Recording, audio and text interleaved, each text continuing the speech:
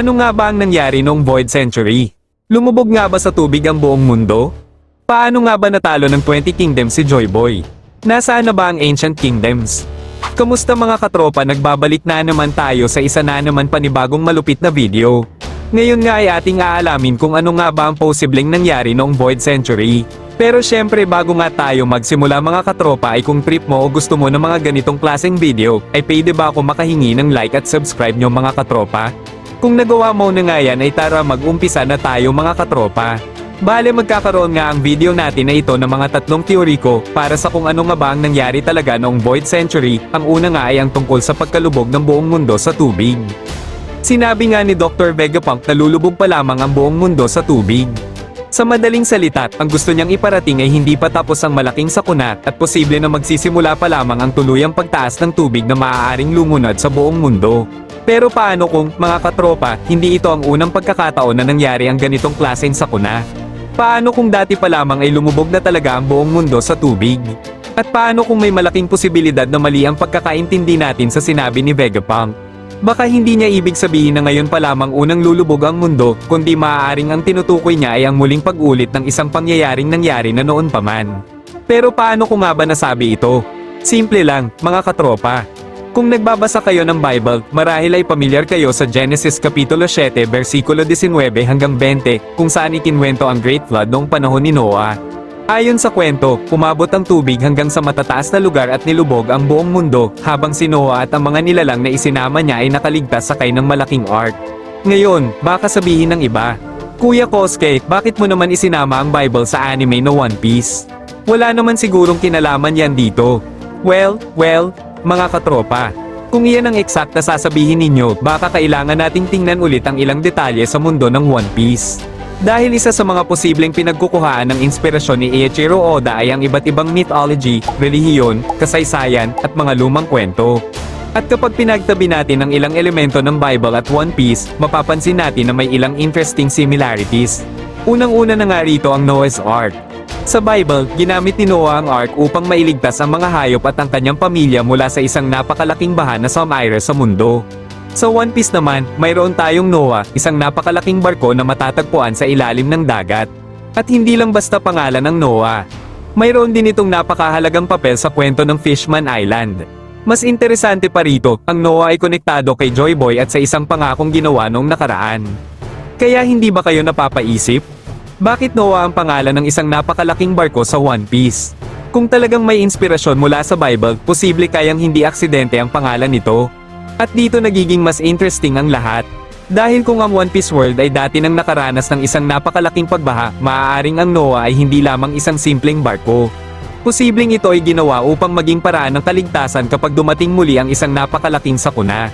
At kung ganoon nga, maaaring ang tinatawag nating Great Flood sa kasalukuyang panahon ay hindi isang bagong pangyayari. Isa itong pag-uulit ng kasaysayan. At alam naman natin na napakalaki ng koneksyon ng One Piece sa konsepto ng Void Century. Mayroong isang lihim na kasaysayan na sadyang binura at itinago mula sa mundo. Mayroong Ancient Kingdom.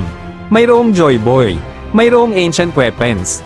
At ngayon, nalaman natin mula kay Vegapunk na ang sea level ng mundo ay tumaas ng napakataas dahil sa isang napakalaking pangyayari noong nakaraan. Kaya posibleng ang mundo na nakikita natin ngayon ay hindi ang orihinal na anyo ng mundo. Paano kung ang karamihan sa mga lupain na dating magkakadugtong ay unti-unting nilamon pala ng dagat? Paano kung ang mga isla na nakikita natin ngayon ay ilan lamang sa mga natitirang bahagi ng isang dating napakalaking kontinente? At paano kung ang Red Line, Grand Line, at mismong pagkakahati-hati ng mundo ay may koneksyon sa isang napakalaking pangyayari na naganap noong Void Century? Dito rin pumapasok ang isa pang interesting na possibility, ang Adam at Eve. Sa Bible, kilala natin sina Adan at Eva bilang unang mga taong nilikha ng Diyos. At mayroon silang koneksyon sa Garden of Eden at sa ipinagbabawal na prutas. Sa One Piece naman, mayroon tayong Sunlight Tree Eve at Treasure Tree Adam. Hindi man natin masasabi ng direkta na pareho ang kahulugan ng mga ito. Hindi rin may kakaila na interesting ang paggamit ni Oda sa mga pangalang Adan at Eva, lalo na dahil parehong konektado sa napakahalagang bahagi ng mundo ng One Piece. At ngayon, punta naman tayo sa isa sa pinakamalaking tanong. Paano naman ang Devil Fruits? Posible kayang may connection din ito sa konsepto ng ipinagbabawal na prutas sa Garden of Eden? Sa Bible, may isang prutas na hindi dapat kainin ni Adam at Eve. Nang kainin nila ito, nagkaroon sila ng malaking pagbabago sa kanilang buhay at tuluyang nawala ang kanilang pamumuhay sa Garden of Eden. Sa One Piece naman, ang Devil Fruits ay mga misteryosong prutas na nagbibigay ng supernatural abilities sa mga taong kumakain nito. At may isang napakalaking kapalit. Hindi na makakalangoy ang taong kumain ng Devil Fruit. Kung iisipin natin, napaka-interesting nito lalo na ngayon na alam nating may malaking connection ng One Piece sa tubig at paglubog ng mundo. Ang isang taong kumain ng Devil Fruit ay nakakakuha ng napakalakas na kapangyarihan pero kapag napunta siya sa dagat, nawawala ang kanyang kakayahang lumangoy. At kung ang mundo mismo ay patuloy na nilalamon ng tubig, hindi ba't napakalaking disadvantage nito? Kaya posible kayang may mas malalim pang dahilan kung bakit tinawag itong Devil Fruit. Hindi natin masasabi na ito na ang siguradong sagot dahil hindi pa ipinapaliwanag ni Oda ng buo ang tunay na pinagmulan ng Devil Fruits. Pero dahil sa dami ng religious at mythological references na ginagamit sa One Piece, hindi rin imposibleng may inspiration mula sa mga sinaunang kwento. At higit sa lahat, may isa pang malaking connection. Kung talagang nagkaroon na noon ng isang malaking baha, at kung ang Void Century ay may malaking kinalaman dito, posible kayang ang Ancient Kingdom ay isa sa mga lugar na tuluyang nilubog ng tubig. At kung ganoon, baka ang mga taong nakatira sa kasalukuyang mundo ay nabubuhay sa ibabaw ng mga labi ng isang mundong dati ng nilamon ng dagat. Kaya maaaring may dahilan kung bakit napakahalaga ng poneglyphs. Dahil kung binura ng world government ang kasaysayan, kailangan ng isang bagay na makakapag-iwan ng impormasyon kahit lumipas pa ang daan-daang taon. At iyon nga ang poneglyphs. Hindi sila madaling sirain. Hindi sila basta-basta mabubura. Para silang mga testigo ng nakaraan. At posibleng ang totoong kwento ng Great Flood, Joy Boy, Ancient Kingdom, Ancient Weapons, at pagkabuo ng kasalukuyang mundo ay nakasulat somewhere sa mga poneglyphs. Kaya kapag sinabi ni Vegapunk na lulubog pa ang mundo, baka hindi lamang ito simpleng prediction tungkol sa future. Baka isa itong babala. At baka ang pinakamalaking plot twist ay ito. Hindi unang beses na lulubog ang mundo. Maaaring minsan na itong nangyari noong Void Century. At kung tama ang theory na ito, ang ginagawa ng kasalukuyang mundo ay maaaring hindi lang simpleng pagharap sa isang bagong sakuna. Maaaring inuulit lamang nila ang isang trahedyang nangyari 800 taon na ang nakalilipas. At baka ang tunay na dahilan kung bakit mahalaga si Joy Boy, ang Noah, ang Ancient Weapons, at ang One Piece mismo ay dahil konektado silang lahat sa isang bagay. Ang tunay na kasaysayan ng mundo. Kaya mga katropa, habang papalapit tayo sa Final Saga, mas lalo nating kailangang bantayan ang mga clues na ibinibigay ni Oda. Dahil baka ang One Piece ay hindi lang tungkol sa paghahanap ng isang kayamanan. Baka ang One Piece mismo ang magiging susi para malaman natin kung ano talaga ang nangyari sa mundo 800 years ago. Bakit tumaas ang tubig, sino ang nagdulot nito, at kung bakit tila nakatakda na namang ulitin ng mundo ang parehong trahedya. At kung sakaling totoo nga ito, baka ang Great Flood ay hindi pa tapos. Baka nagsisimula pa lamang ang pangalawang Great Flood.